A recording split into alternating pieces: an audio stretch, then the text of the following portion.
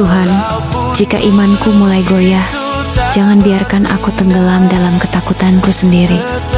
Tarik aku kembali ke hadirat-Mu, tempat di mana hatiku menemukan damai yang tak bisa diberikan dunia.